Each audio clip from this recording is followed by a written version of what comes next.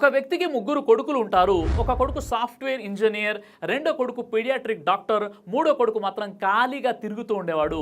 మూడో కొడుకుకి తండ్రికి అస్సలు పడేది కాదు. నువ్వెందుకు పనికి రావు అని తిడుతూ ఉండేవాడు ఆ తండ్రి. ఒకరోజు తన భార్యకి యాక్సిడెంట్ అవుతుంది. హాస్పిటల్లో అడ్మిట్ చేస్తే వెంటనే ఒక పెద్ద ఆపరేషన్ చేయాలని చాలా డబ్బు ఖర్చు అవుతుందని డాక్టర్ అంటాడు. ఆ డబ్బు కోసం ఇంజనీర్గా ఉన్న తన పెద్ద కొడుకుకి ఫోన్ చేస్తాడు. అతను లేదు నాన్న, మొన్ననే ఒక ప్లాట్ కొన్నాను, ఖర్చులు ఎక్కువైపోయాయి లేవు అంటాడు. చిన్న పిల్లల డాక్టర్ అయినటువంటి రెండవ కొడుకుకి ఫోన్ చేస్తాడు. అతను కూడా డబ్బులు లేవు అని చెప్పేశాడు. ఇక ఆ తండ్రి బాధపడుతూ ఇంకా మూడో వాడికి ఏం ఫోన్ చేస్తాంలే, వాడు ఎందుకు పనికిరాడు కదా అని ఫోన్ కూడా చేయడు. ఎందుకు పనికిరాని మూడవ కొడుకే ఎక్కడి నుంచో డబ్బు తీసుకొచ్చి వాళ్ళ అమ్మకి ఆపరేషన్ చేయిస్తాడు. హాస్పిటల్ నుంచి వెళ్ళిన తర్వాత తండ్రి పక్క ఊళ్ళో ఉన్న మూడో కొడుకుని కలవడానికి వెళ్తాడు. ఇంటికి వెళ్ళి చూస్తే ఆ ఇంటికి తాళం వేసి ఉంటుంది.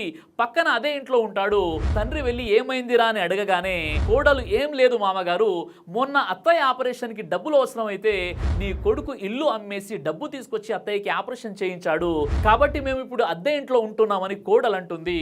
అప్పుడు తండ్రి ఏడుస్తూ నువ్వేరా నా నిజమైన కొడుకు అని కౌలించుకుంటాడు. తల్లిదండ్రులు పిల్లల్ని కష్టపడి చదివించి పెద్ద చేస్తే వాళ్ళేమో పెళ్లి చేసుకుని తల్లిదండ్రులు మర్చిపోయి అవసరానికి తల్లిదండ్రులకు ఒక రూపాయి కూడా ఇవ్వరు. కానీ ఎందుకు పనికిరాడని, ఇలాంటి వాడిని చదివించడం ఎందుకని ఎవరినైతే పక్కన పెట్టేస్తారో అత్యవసర పరిస్థితుల్లో అలాంటి వాళ్ళే తల్లిదండ్రులకు ఉపయోగపడేది.